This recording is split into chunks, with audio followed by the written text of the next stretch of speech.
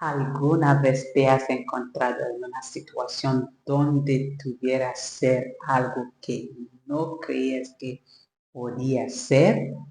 Por ejemplo, estar en una oficina donde necesitabas algunos documentos para presentarlos en una entrevista y te das cuenta que no lo has imprimido. ¿Qué va a hacer en esta situación? Porque esa entrevista es la única oportunidad de conseguir trabajo.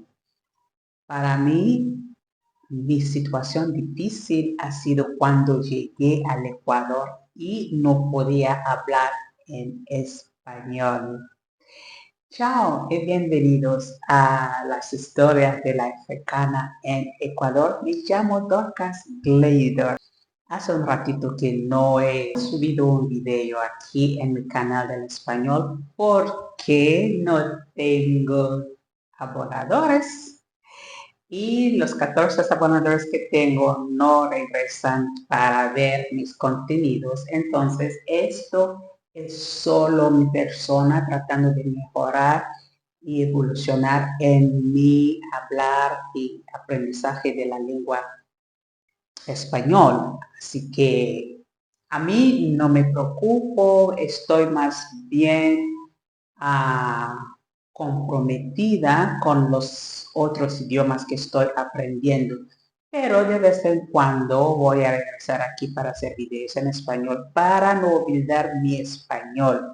Así que, ¿cómo llegué a hablar el español dentro de 18 meses? Sí.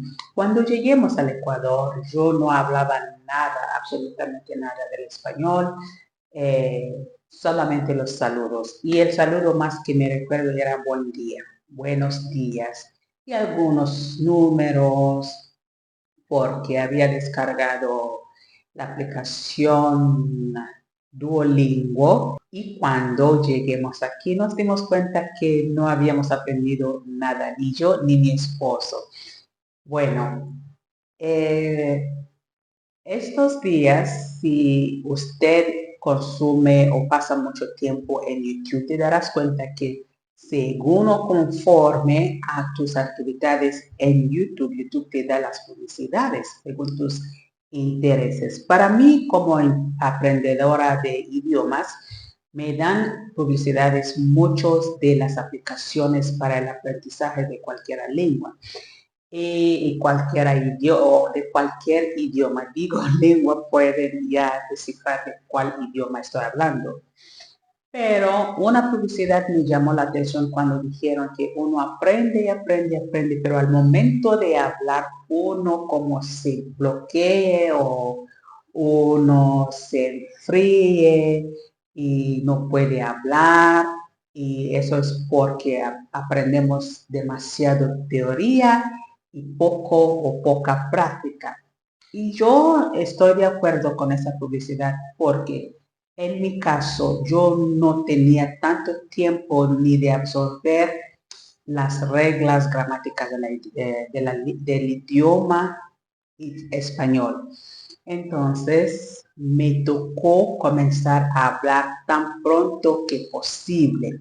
Cuando lleguemos, los hermanos que nos habían recibido, nuestros anfitriones, nos ayudaba a hacer compras, nos llevaba de un lugar al otro. Y para mí, como una africana y como una persona mayor, fue un poco incómodo ser dependiente de los demás. Entonces, un día me tocó ir al mercado con una amiga para hacer compras y me di cuenta de algo, que el vendedor quería aprovechar de esta extranjera y me vendió las cosas más carísimas que las mismas cosas que había comprado mi amiga. Es decir, el precio era diferente para las dos damas. Entre mi amiga y yo había una diferencia sobresaliente, puedo decir. Eso me enojó bastante y no compré ese día. Y le dije a mi amiga, ¿sabe qué? Yo voy a hacer mis compras solita. ¿Y qué hice? Saqué un papel, escribí hice una lista de las cosas que quería comprar y hice las listas en inglés y también en español. Me fui al mercado y así poco a poco comencé a hablar, a memorizar las palabras, las preguntas, hablar con los hermanos o con las personas que encontraba cuando íbamos de viaje. Y hoy también encontré a una señora ecuatoriana que fue al extranjero a Brasil y ella también así pasó con ella cuando llegó allá. No había nada de portugués, pero demoró en aprender el idioma porque ella era dependiente de su esposo llevándola al mercado, en los eventos. Entonces había ya un intérprete a su lado, pero le tocó un día de viajar solita y ahí también comenzó a escribir hasta los saludos para aprender, para ser capaz de condividir con la gente o con para ser capaz de interactuar con las personas en las calles, en sus familias, y así ella también me contó. Y estábamos comparando notas y lleguemos a un acuerdo o a un hallazgo, es que más allá del temor de fracasar en hablar, es que no hay un impulso, no hay una emergencia que nos empuje a hablar un idioma que estamos aprendiendo. Es decir, si usted vive aquí en su país, donde quiera que sea, y no hay una necesidad inmediante y no hay una necesidad inmediata para aprender a hablar ese idioma, usted no lo va a hablar.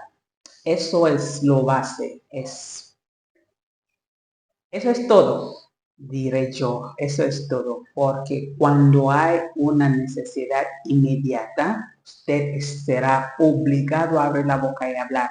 He descubierto eso también con mis alumnos, que muchas veces han aprendido el idioma en la escuela o el colegio o también a la universidad, pero al llegar fuera de la escuela, cierran los libros, cierran el cuaderno y eso es todo. Regresan nomás a practicar el inglés solo cuando están en la escuela. Y cuando llegan a hacer exámenes orales como en la universidad o también en un colegio superior, un instituto superior, les hace difícil. Y es dentro de esos 2 meses al final de sus carreras o de sus cursos, mejor dicho, allí ellos empiezan a esforzarse a practicar porque no pueden escapar el examen oral en inglés.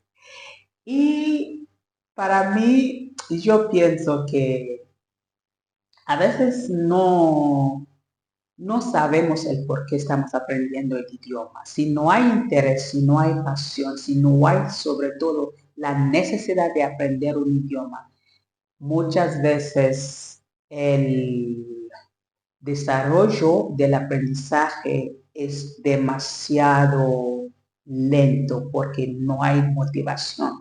Entonces, en cualquier área, que sea idiomas, que sea estudios superiores, si no encuentres esa motivación, esa necesidad, será difícil avanzar, será difícil ser exitoso. Y para mí, yo vivo en un país, soy extranjera, me gusta ser independiente y eso fue mi impulso a aprender a hablar rápidamente porque me gusta, aprecio mucho mi independencia y así llegué a hablar el español.